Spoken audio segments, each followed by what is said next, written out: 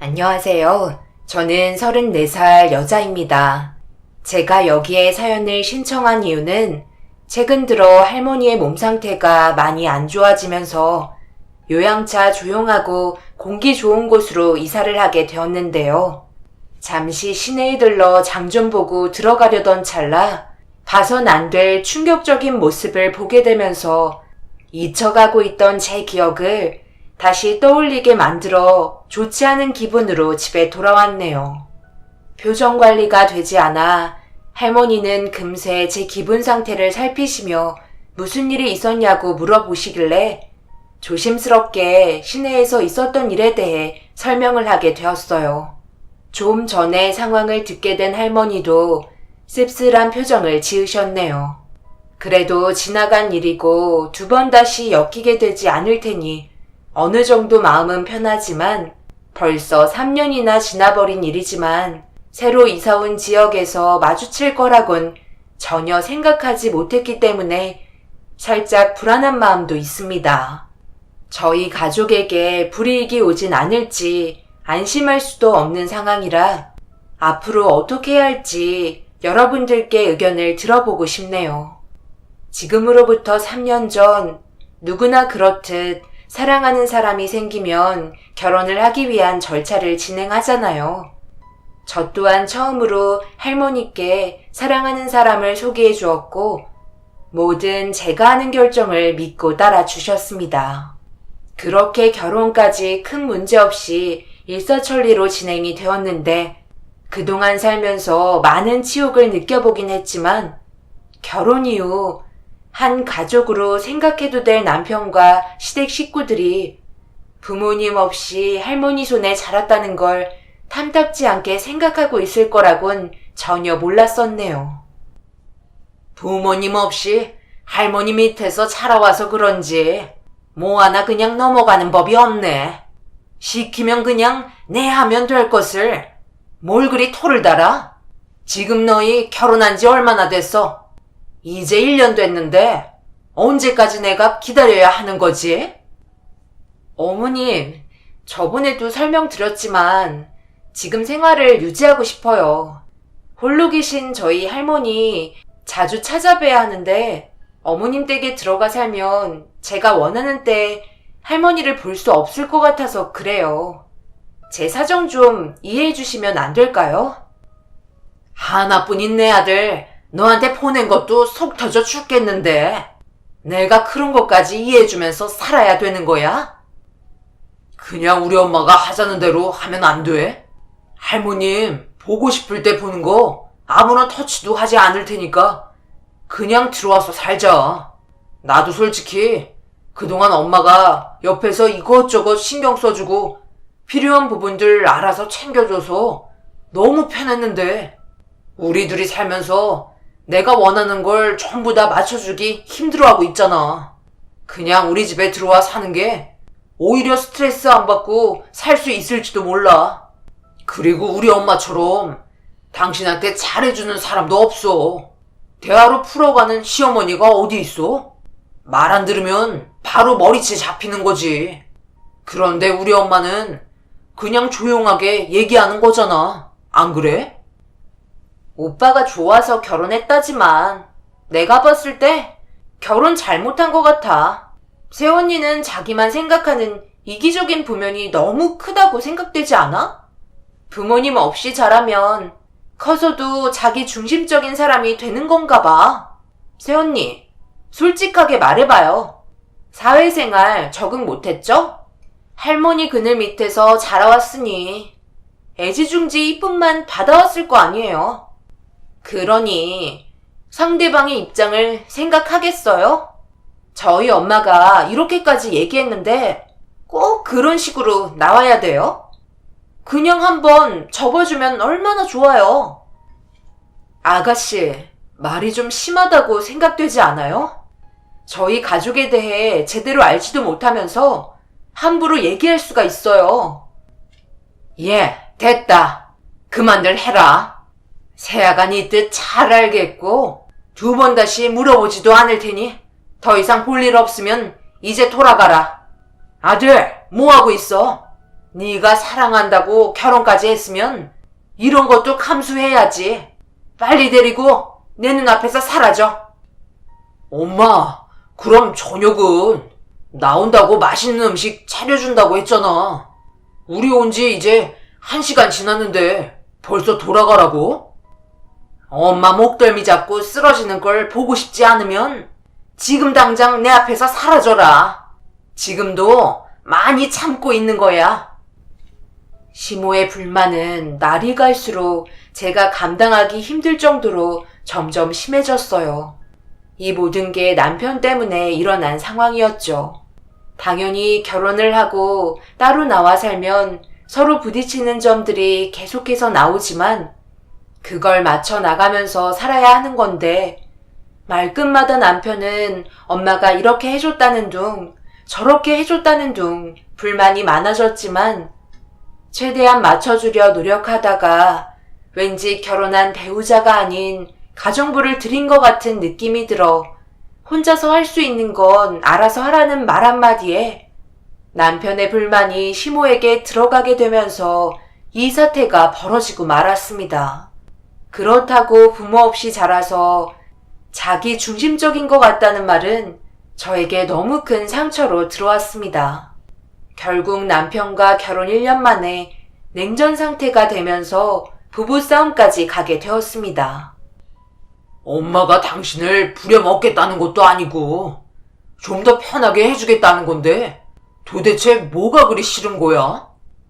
당신은 나를 그렇게 몰라? 어떻게 당신 집안만 생각하고 내 입장은 하나도 생각하지 않으려 하는 거야? 우리 할머니 지금까지 혼자서 나 키워주셨어. 그런데 이제 다 컸다고 당신이랑 따로 살림 차리고 이렇게 살고 있는데 내 마음은 편할 것 같아? 그래도 앞으로 잘 사는 모습 보여드리고 아이도 낳고 증손주도 안겨드리면 행복하실 것 같아. 할머니 집에 들어가 살고 싶어도 당신이 불만 가질까봐 말도 못 꺼냈단 말이야. 그런데 당신은 내 감정 전혀 생각하지 않고 아주 대놓고 나를 헐뜯더라? 그것도 당신 가족들 앞에서. 내가 그렇게 우스워? 내가 이기적인 게 아니라 당신 가족들이 이기적인 거야. 솔직히 내가 시댁에 들어가 살면 가정부 노릇밖에 더 하겠어? 내 자유까지 뺏겨버리는 거잖아. 그럴 거면 그냥 지금 이대로 사는 게 현명한 거야. 부부는 서로 맞춰가면서 살아야 한다고 그랬어. 당신도 달라진 환경에 적응하려고 노력해줘. 그리고 제발 내 앞에서 어머님이 자기한테 이것저것 챙겨준 거에 대해서 얘기하지 마. 나는 당신의 엄마가 아닌 배우자라고. 서로가 노력해야 앞으로 함께할 인생길이 좋아진다는 거 당신도 잘 알지? 이제 그만하자. 끝까지 한마디도 지려고 하질 않네. 당신은 나를 남편으로서 존중을 해주긴 하냐? 이 집 당신 할머님이 해줬다고 지금 나 무시하는 거지? 돈 좀 있다고 사람 무시하는 거야 뭐야? 이 기분으로 한 공간에 있기 싫으니까 당신 혼자 여기 있어. 남편과 시댁 식구의 요구를 받아들이지 않았다는 이유 하나만으로 저를 이상한 사람 취급한다는 게 이해하기가 힘이 들었어요. 결혼은 부모의 곁을 떠나 새로운 인연을 만나 사랑하는 사람과 또 다른 인생을 개척해 나가는 게 결혼인데 남편과 시모의 행동은 그저 집에서 살림이나 해줄 그런 여자를 들이는 것 같은 느낌이 너무 강하게 들었습니다. 자기 뜻대로 되지 않는다고 안 좋은 말들을 늘어놓으면서 상처를 주는 모습들 또한 결혼을 잘못했다는 느낌을 많이 주었네요. 어느 정도 폭풍이 지나고 기분이 가라앉으면 대화로 해결이 될 줄 알았지만 하나의 폭풍이 끝이 나면 그 뒤로 또 다른 폭풍이 휘몰아치고 있었네요. 남편의 집안이 잘 사는 형편은 아니었고 그렇다고 모아둔 돈 또한 많지 않아서 신혼집을 알아보는데 어려움이 있었어요. 그런 고민들을 알고 계신 할머니는 제가 힘들어하는 모습을 보고 싶지 않으셨는지 제 명의로 신혼집을 마련해 주셨습니다. 시댁 식구들은 당연히 좋아했지만 저는 너무 죄송스러웠고 그동안 살면서 받기만 한 것 같아 마음이 아팠습니다. 그래서 앞으로 결혼 생활하면서 행복하고 좋은 모습만 보여드리기 위해 노력하려 했는데 마음처럼 되지 않아 괴롭기만 했었네요. 남편이 집 밖을 나가고 새벽이나 들어오게 된다면 분명 안 좋은 말들을 주고받게 될 것 같아 답답한 마음에 차를 타고 할머니 댁으로 향했습니다. 어디에도 제 고민거리를 털어놓을 수 있는 곳이 없었기 때문에 힘들 때마다 할머니를 찾고 의지했던 것 같아요. 그때도 결혼 생활에 위기가 찾아오면서 앞으로 어떻게 살아야 할지 고민거리를 털어놓게 되었습니다. 언제나 차분함을 잃지 않으셨던 할머니는 저를 위로해 주셨네요.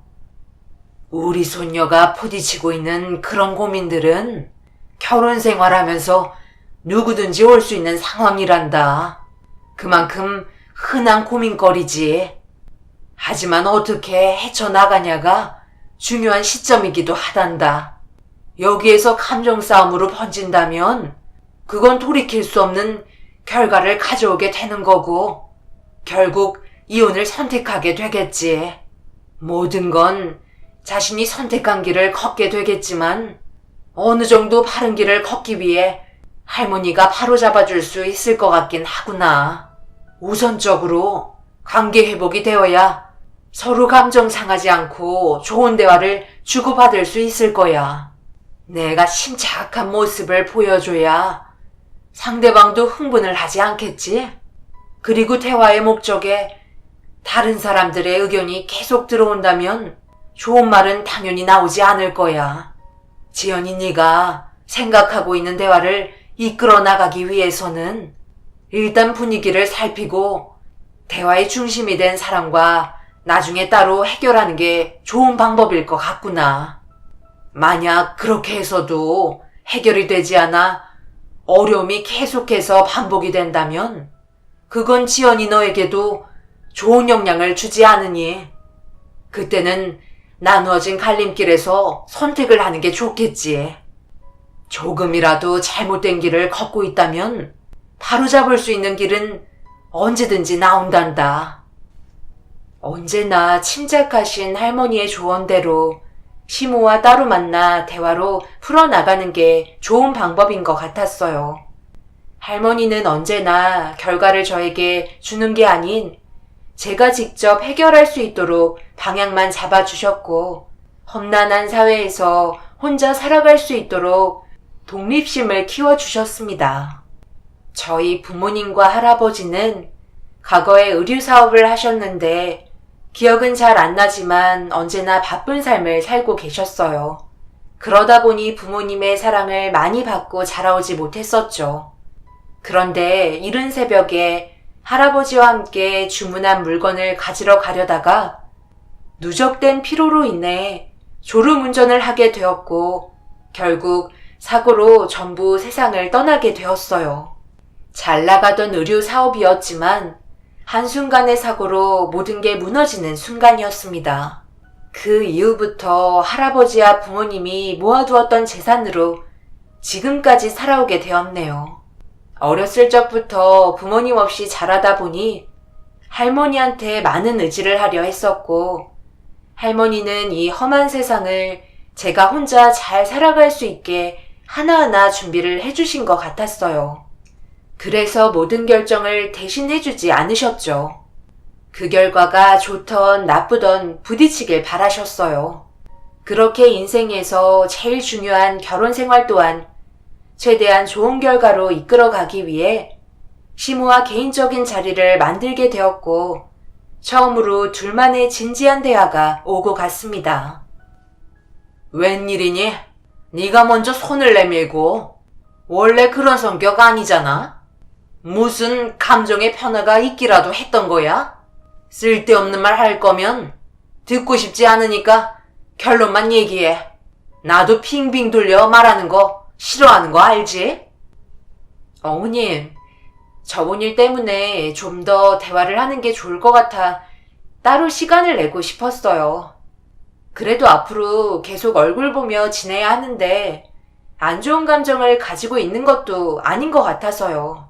어머님은 저번에 얘기하신 대로 생각을 굳히신 건가요? 그래, 우리 좀 솔직해져 보자. 내가 그동안 너한테 못한 게 뭐가 있니? 시집살이를 시킨 거 있어? 나도 서운한 게 너무 많았다고.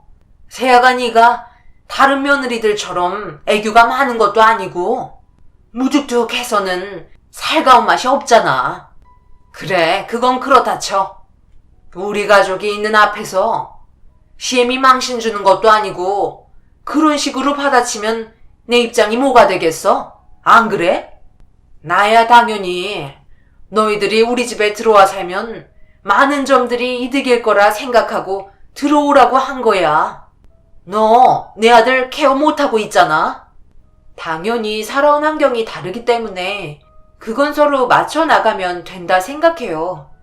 그리고 저번에도 말씀드렸듯이 할머니가 혼자 계시는 상태에서 결혼 이후에도 계속 마음에 걸려 있어 편하지 않은데 어머님 댁으로 들어가서 함께 지내면 제가 더 힘들어질 것 같아서 그래요. 할머니한테 자유롭게 가고 싶은 마음이 있는데 하나부터 열까지 움직이려면 어머님 눈치 봐야 하는 건 맞는 거잖아요. 만약 제가 어머님 댁에 들어간다 해도 이런 문제 때문에 마음의 골이 점점 깊어지면 그 끝은 안 봐도 뻔할 것 같아서 그런 거예요. 어머님이 생각하시는 것처럼 가족 모두가 화목한 게 좋은 거잖아요. 어머님이 그이한테 잘 좀 얘기해 주세요. 결혼했으면 서로 맞춰 나가야 하는 게 맞는다고 생각해요. 그럼 이렇게 하자. 세아가 네가 우리 집에 들어오면 사장어른 댁에 왕래하는 거에 대해서 문제 삼지 않으마. 언제 가든 신경 쓰지 않을 테니 우리 집에 사는 것도 생각해 봤으면 좋겠구나. 서로가 화목하게 지낼 수 있는 방법을 찾겠다고 나를 불렀으니 어느 정도 시애미 생각도 받아들여야 한다는 거 알지? 그래야 서로 웃으면서 지낼 수 있는 거 아니겠니? 시모는 저에게 또 다른 조건을 내걸었고 그때부터 또 다른 갈등이 시작되었지만 최대한 감정이 상하지 않게 대화로 해결 방법을 풀어나가길 원하는 것 같았어요. 저 또한 그 길이 가족 전체가 웃으면서 지낼 수 있는 거라면 받아들이기로 결정하게 되었습니다. 당연히 잘못된 판단이 될 수도 있다는 생각이 들긴 했지만 그렇다고 남편과 그동안 연애하면서 결혼까지 모든 걸 한순간에 끝내고 싶지 않았어요. 이혼이라는 문제가 간단한 건 아니기 때문에 할 수 있는 건 최대한 해보고 싶었습니다. 결국 저는 신혼집을 정리하고 시댁에 들어가기 위한 준비를 하고 있는데 남편이 계속해서 신혼집 정리한 돈에 대해 물어보기 시작하더라고요. 어차피 집 사는데 한 푼도 보태지 않았기 때문에 처분한 돈은 할머니한테 다시 돌려드리려고 통장에 따로 넣어둔 상태였습니다. 그런데 그걸 알고 있던 남편이 어차피 저에게 준 돈이니 다른 곳에 사용하고 싶다는 마음을 내비쳤어요. 당연히 싫다며 돌려드릴 거라고 강하게 얘기하자 기분이 상했는지 시댁에 들어가기 전부터 냉전이 흐르고 말았네요. 결혼 전에는 몰랐던 남편의 또 다른 모습들이 계속해서 안 좋게 다가오니 사랑했던 마음 또한 점점 식어가는 것 같았고 무엇을 위해 살아야 하는지 의미부여가 없어지자 남편을 대하는 저 또한 살갑게 다가가지 못했습니다. 그런데 언제나 침묵만 유지했던 시아버지가 정신없이 일을 해야 하는 시간에 갑자기 전화를 하셨네요. 세아가 잘 지내고 있었니? 조만간 우리 집으로 들어와 함께 지내기로 했다며? 정말 잘한 결정이다. 분명 모든 게 좋아질 거야. 원래 처음이 힘들지. 살다 보면 아무것도 아니란다. 지나가면 전부 추억으로 남게 되니 언제나 좋게 생각하렴. 네, 항상 신경 써주셔서 감사해요. 그런데 무슨 일 있으세요? 이 시간에 아버님께 전화가 올 거라곤 전혀 생각하지 못했거든요. 그게 말이야. 세아가 우린 가족이잖아.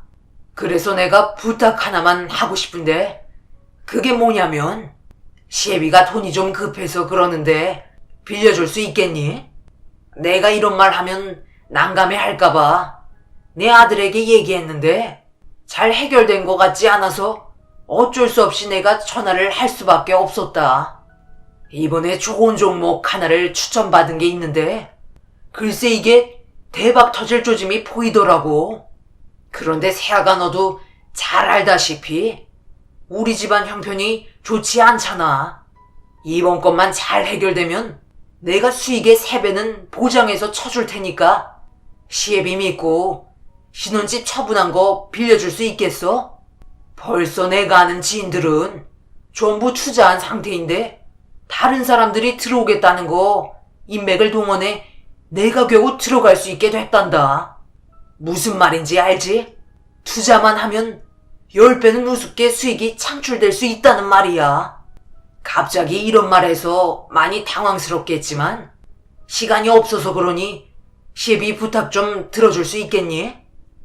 아버님 주식하세요? 살면서 할머니가 주식하는 사람이 돈을 빌려달라고 얘기한다면 절대 빌려주지도 말고 인연을 만들지도 말라고 했어요. 집안 망하는 건 순식간이라고 하셨는데 아버님이 주식을 할 거라곤 전혀 생각하지 못했어요. 남을려 사업을 하겠다는 것도 아니고 뭔지도 모르는 곳에 투자해서 이득을 취하려는 건 너무 허황된 꿈 아닌가요? 죄송하지만 저는 아버님께 돈을 빌려드릴 수 없을 것 같아요.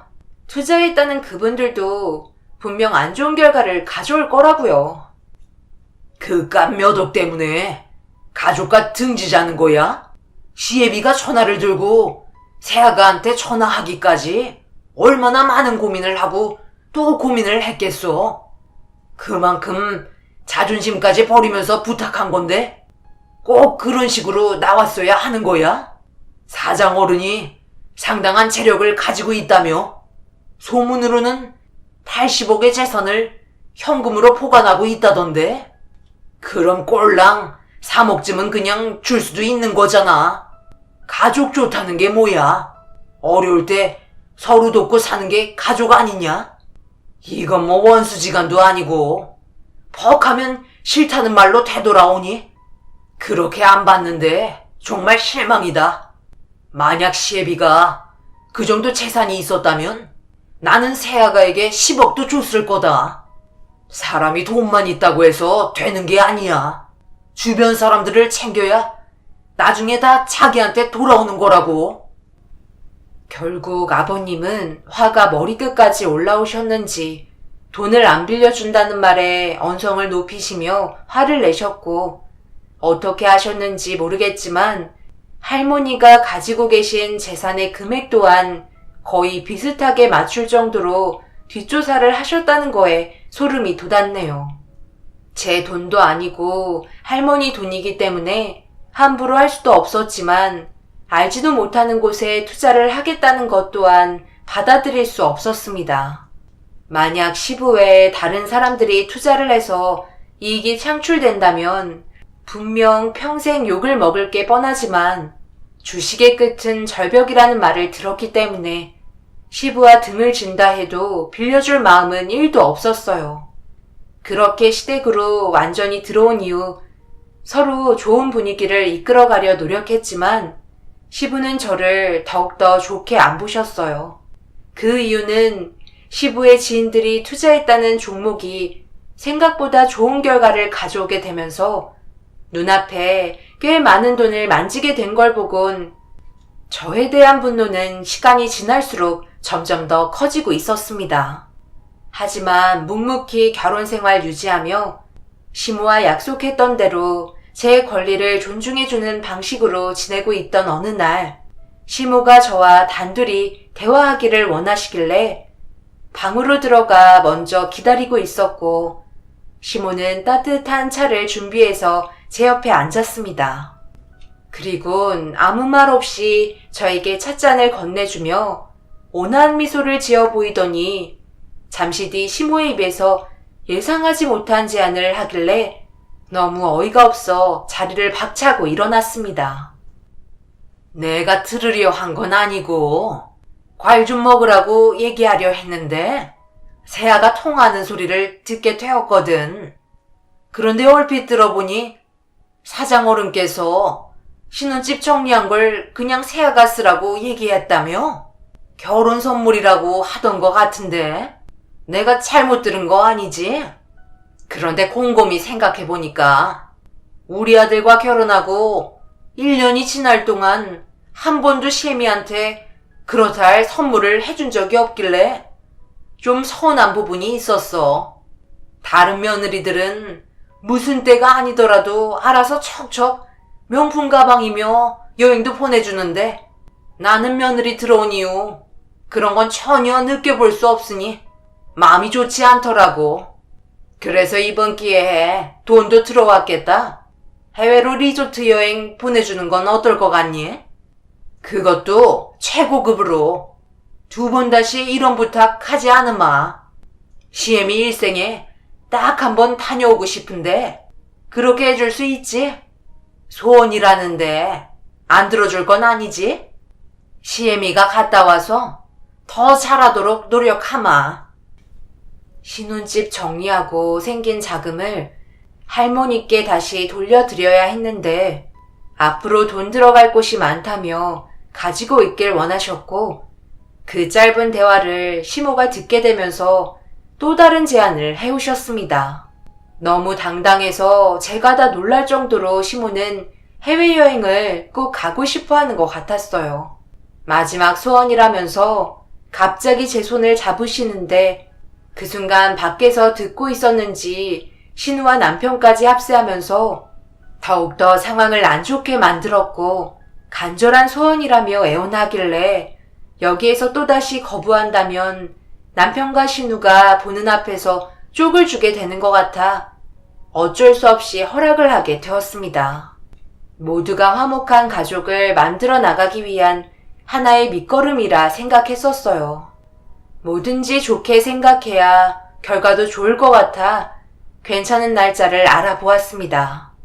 그런데 그때 당시 제가 워낙 바쁜 프로젝트를 준비하고 있던 터라 시간을 내지 못해 시댁 가족들만 떠나기로 결정하게 되었고 시모가 꼭 한번 가고 싶다는 하와이로 리조트 예약을 해주었습니다.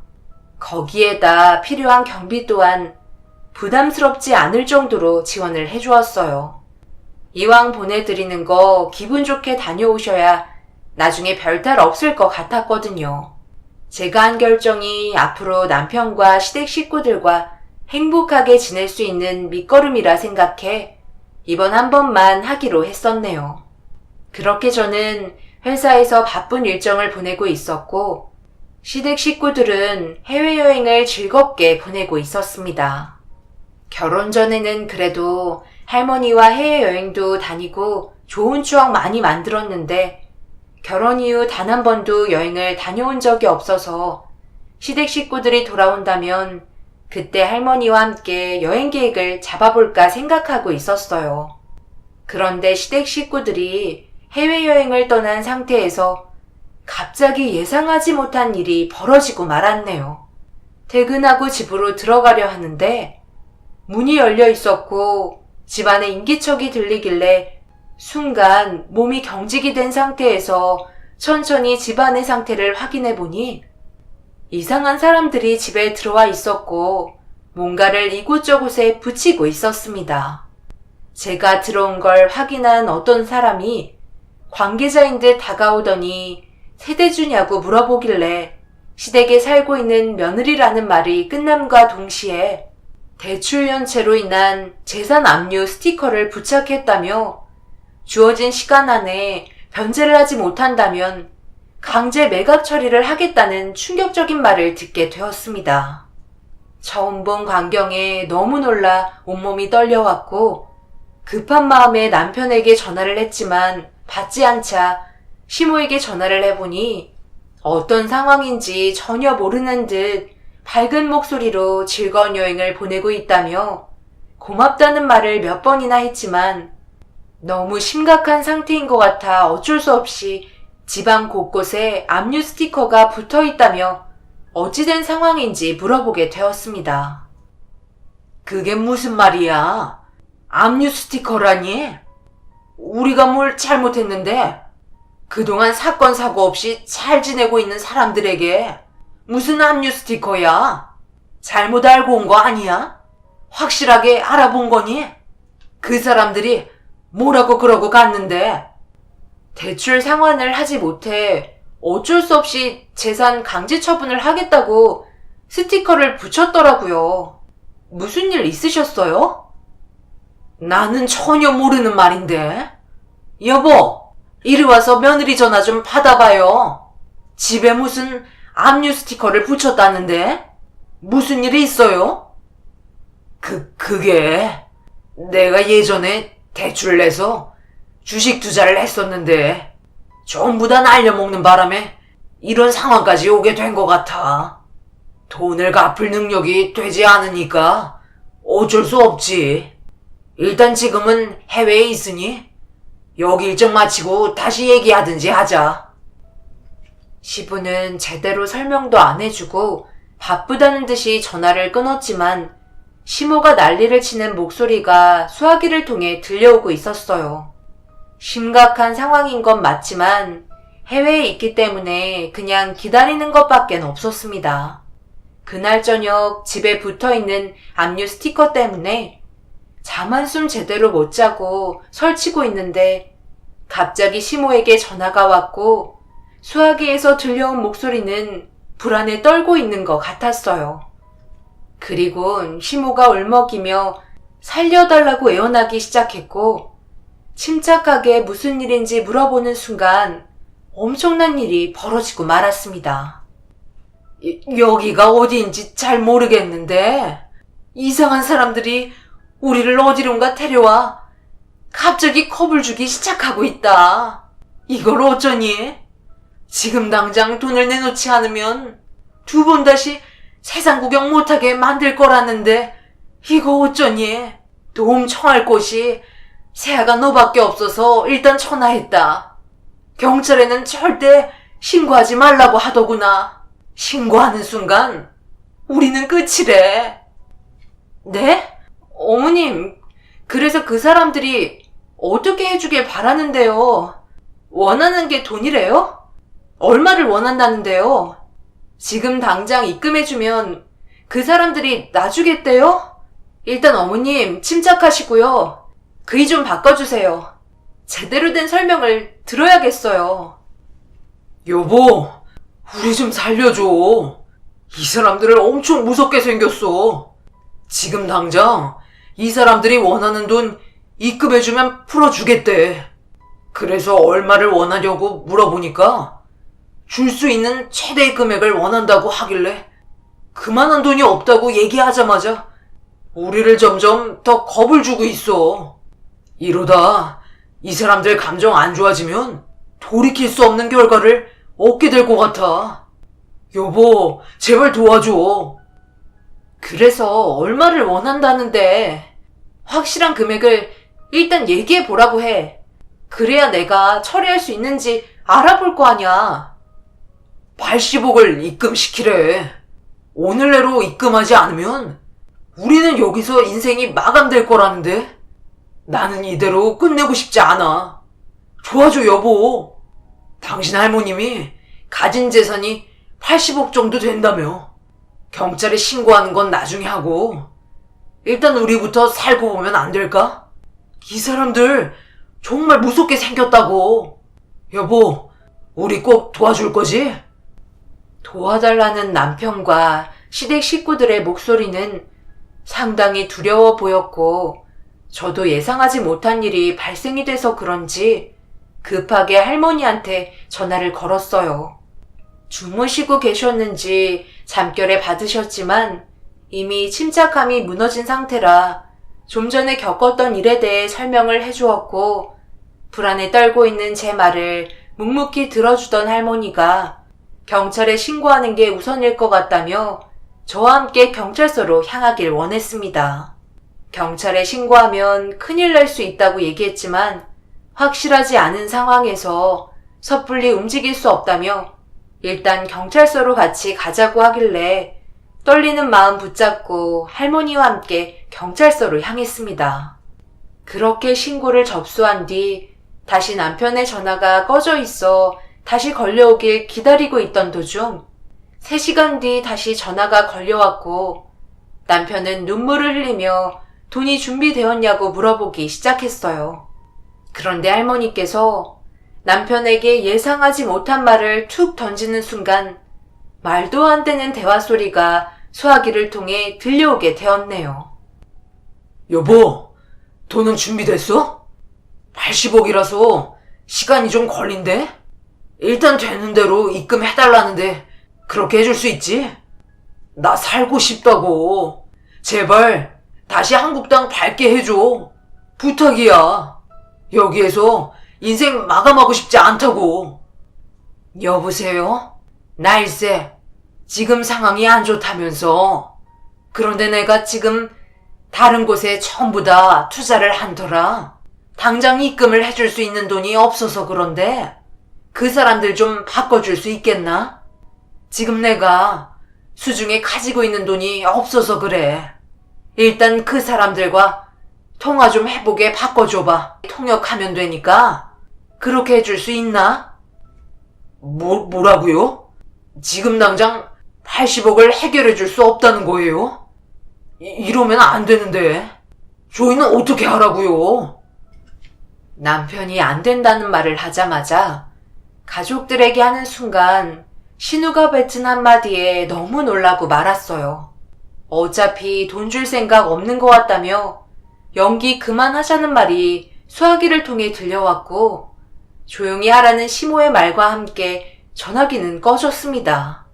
너무 어이가 없어 할머니를 바라보자 애초부터 느낌상 거짓말인 줄 알고 있었다며 한번 확인해 보고 싶었는데 걸려들은 거라는 말에 시댁 가족들에게 너무 큰 실망을 한 나머지 화가 머리끝까지 올라오고 말았네요. 할머니는 보통 붙잡혀 있게 된다면 저희들에게 두려움을 심어주기 위해 영상을 보내주거나 80억을 주기가 힘들 것 같다고 얘기하면 더 큰 무서움을 줄 텐데 외국 사람들의 목소리는 하나도 들리지 않아 의심을 하게 되었는데 신우가 걸려든 거였어요. 모든 게 밝혀지게 되는 순간이었고 더 이상 시댁 식구들에게 전화는 오지 않았습니다. 몇 번이고 재차 전화를 걸었지만 자신들의 행동이 창피했는지 받지도 않더라고요.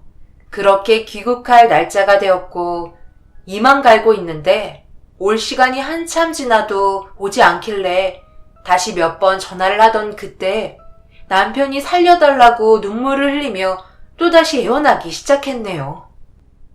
이제 그만 좀 하지. 한 번 속지 2번 속냐?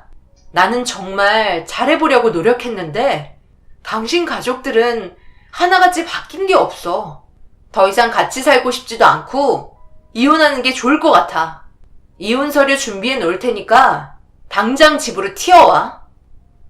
여보, 이번엔 진짜야.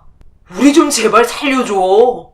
여기 있는 사람들 하나같이 전부 무섭게 생긴 사람들이야. 오늘 내로 돈 입금 안 해주면 2번 다시 한국 땅 밟지 못하게 해주겠대.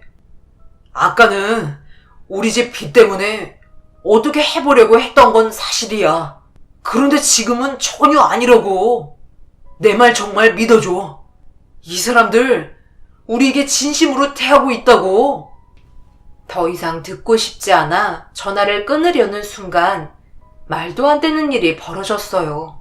외국 사람들의 목소리가 들려왔고 기겁을 하고 있는 시모와 신우의 목소리가 수화기를 통해 들려왔습니다.